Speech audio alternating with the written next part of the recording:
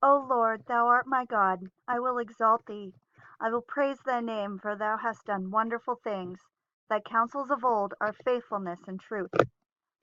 For thou hast made of a city an heap, of a defenced city a ruin, a palace of strangers to be no city, it shall never be built.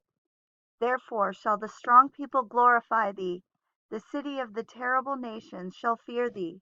For thou hast been a strength to the poor, a strength to the needy in his distress, a refuge from the storm, a shadow from the heat, when the blast of the terrible ones is as a storm against the wall.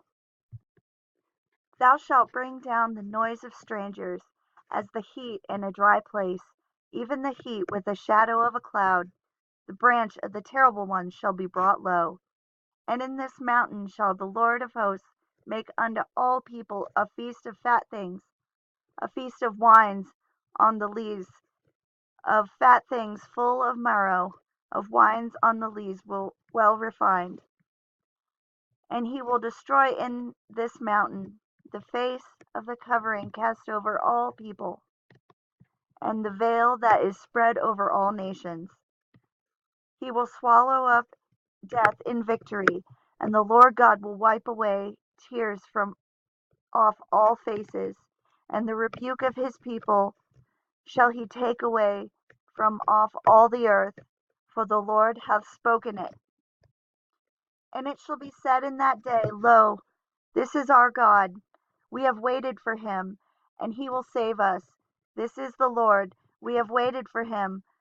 We will be glad and rejoice in his salvation.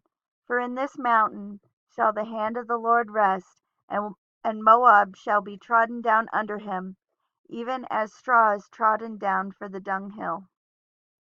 And he shall spread forth his hands in the midst of them, as he that swimmeth spread forth his hand to swim. And he shall bring down their pride together with the spoils of their hands. And the fortress of the high fort of thy walls shall he bring down, lay low, and bring to the ground, even to the dust.